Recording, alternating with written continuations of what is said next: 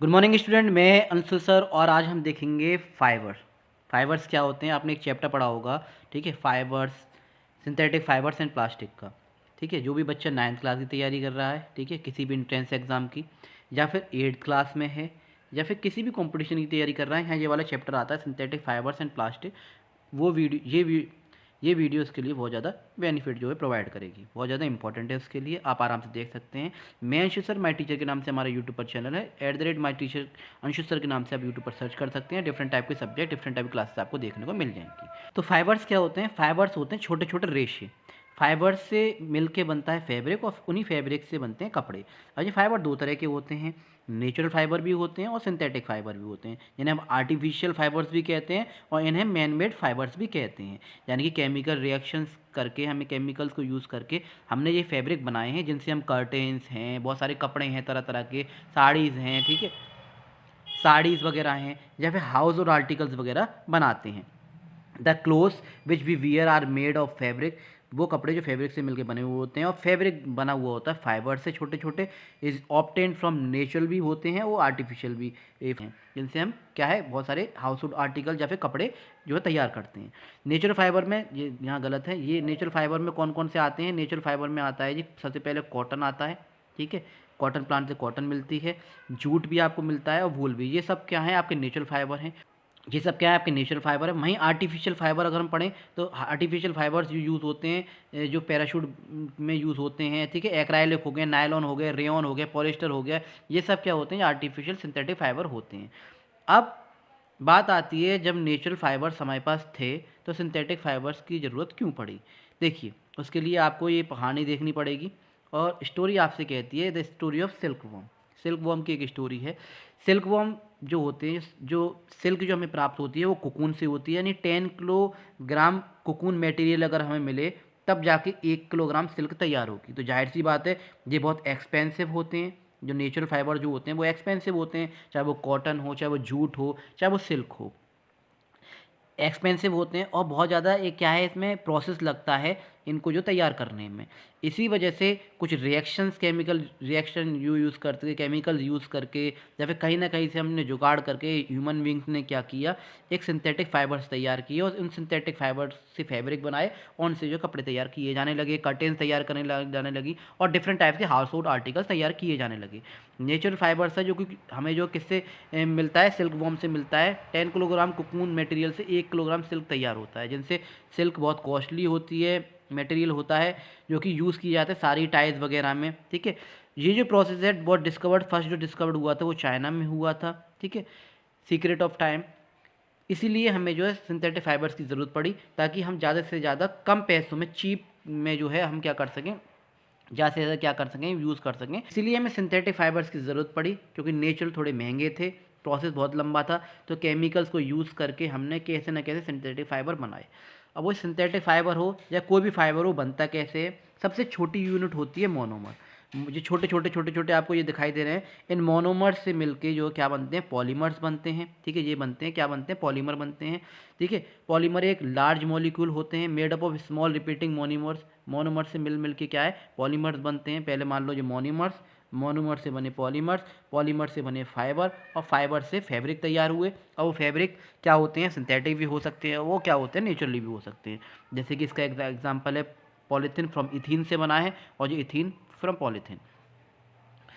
Synthetic fibre के बारे में थोड़ा सा हम पढ़ेंगे। सिंथेटिक फाइबर आपको कई सारे टाइप के मिल जाएंगे।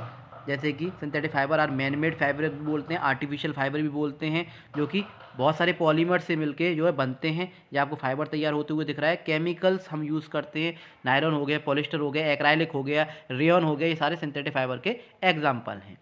सिंथेटिक फाइबर जिसमें हम पहले देखने वाले हैं आपके सामने, रेयॉन, जिन्हें हम आर्टिफिशियल सिल्क कहते हैं।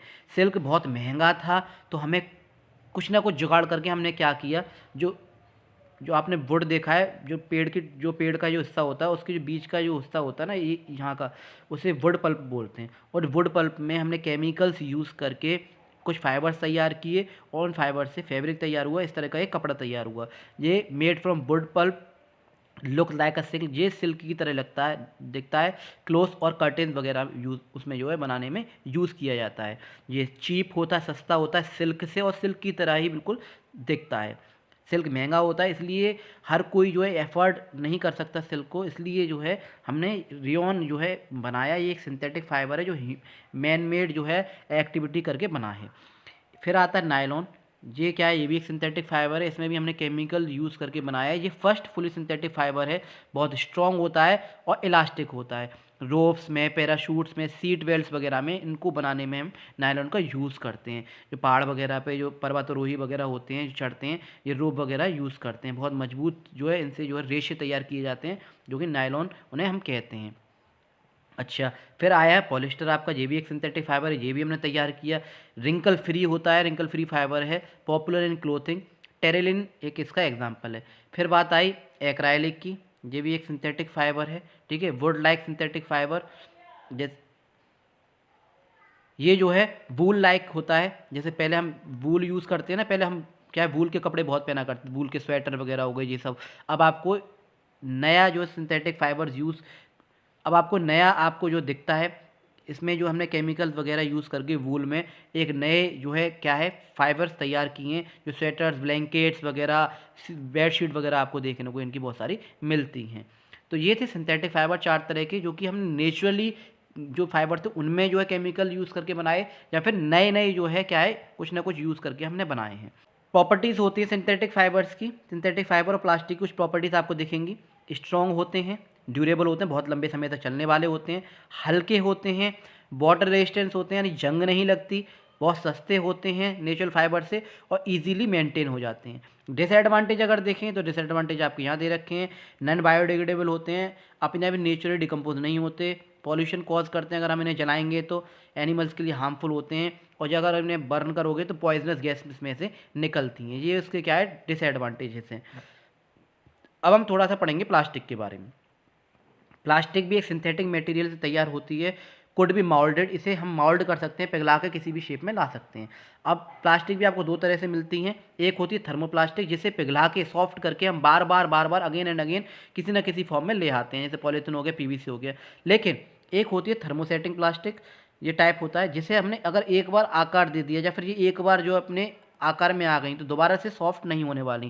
जैसे बेकेलाइट हो गया, मेलेमाइन हो गया, इनके जो पॉलीमर जो होते हैं बहुत ही क्लोज जो है क्या होते हैं अटैच होते हैं।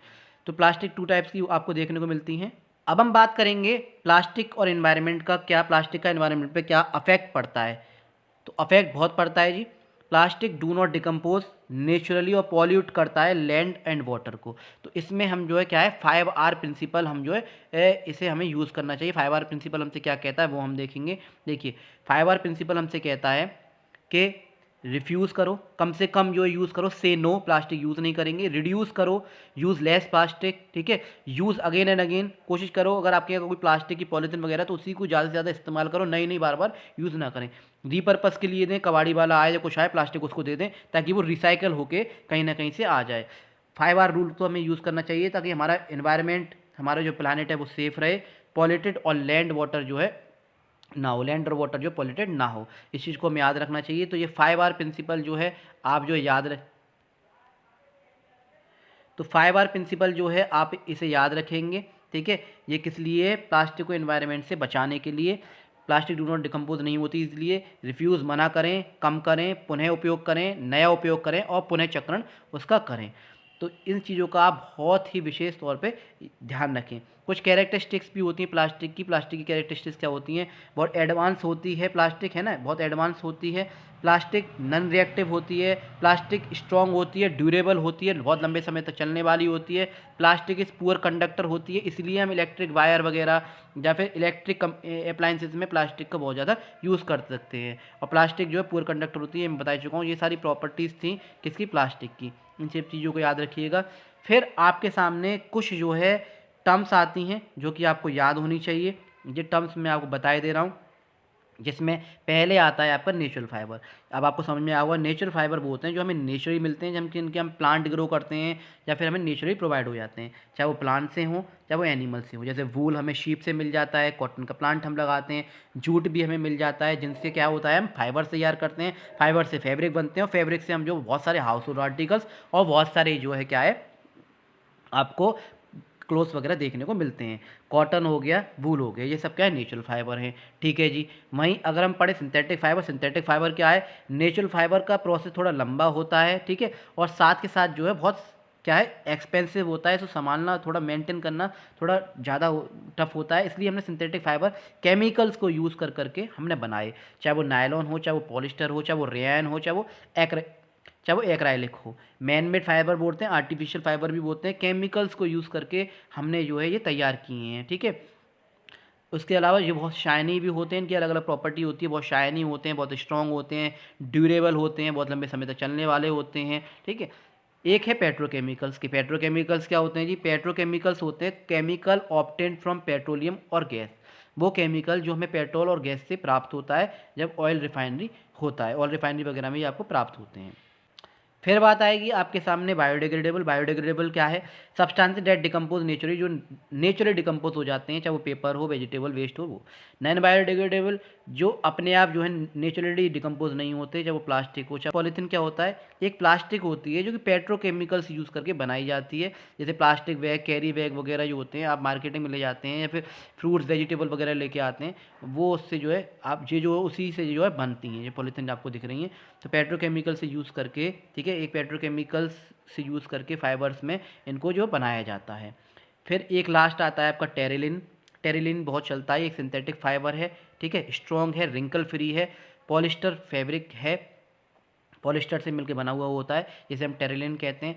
तो ये थी आज की वीडियो, आई होप आप लोग को अच्छा लगा होगा। ऐसी वीडियो देखने के लिए please like share and subscribe. अब आपको समझ में आ गया होगा सिंथेटिक फाइबर्स क्या होते हैं, मैन मेड फाइबर होते हैं, आर्टिफिशियल फाइबर होते हैं, है ना, इनकी प्रॉपर्टीज़ क्या होती हैं। इसी प्लेलिस्ट में अब बहुत सारे एमसीक्यू हर चैप्टर के, आपको कीवर्ड्स, इंपॉर्टेंट टर्म्स, बहुत सारी चीज़ें आपको मिल जाएंगी। आप बस ज़्यादा से ज़्यादा प्रिपेयर कीजिए, अपना 100% दीजिए, बाकी सब भगवान पे छोड़ दीजिए। तो मैं फिर मिलता हूँ आपसे नई वीडियो के साथ, नए कंसेप्ट के साथ। जब तक के लिए जय हिंद, जय भारत।